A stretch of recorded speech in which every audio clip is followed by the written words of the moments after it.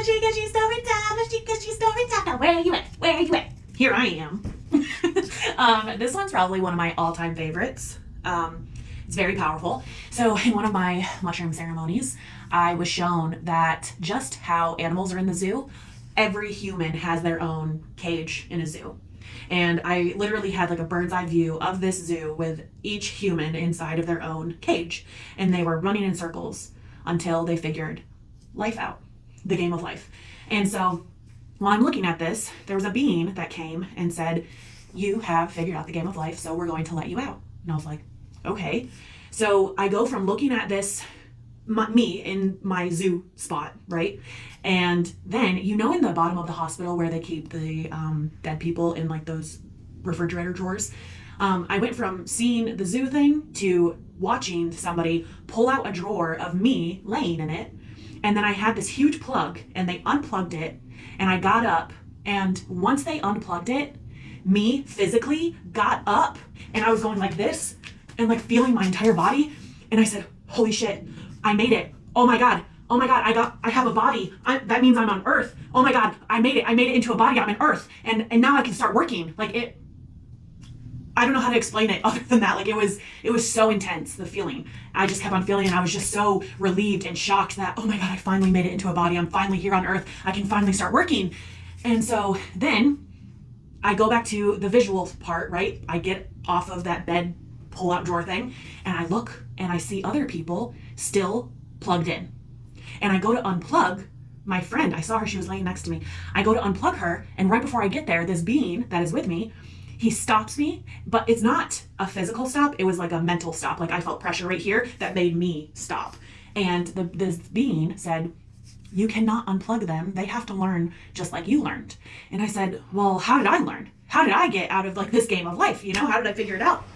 And they said, by removing the dense and dark energies from your body, by removing your attachments, and also by learning all of the dark that happens and all of the light that happens.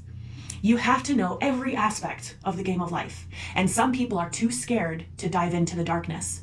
And you don't have to be a part of this darkness. You just have to know about it. So instead of being naive and being scared to look into the darkness, they're scared that something's like going to latch onto them, or it's scary. There are a lot of things that I found out that happen in the world that are very, very scary. And you don't have to be a part of it. You just have to know about it. I said, okay. So then this being, he takes me into this room, and it's a realm. It's the highest realm that you can go into. So I'm going in there and I see some people that I know. And this woman that I know turns and looks at me and just nods her head, because in this realm, you only speak, telepath, like you only speak with your mind. You don't use your mouth. And in this nod of her head, it was an acknowledgement and appreciation. We knew exactly how we got here, and we appreciated each other for it. We knew we had to do the hard work, and we knew what we went through to get here, basically. And I saw some other people, but then I saw this guy that I know, and he was just staring off in space. He wasn't looking at me. I went up to him and I was like going like this, and he wasn't moving. He was just staring. And I looked at the being that was with me and I was like, why is he not talking? Like, what's going on?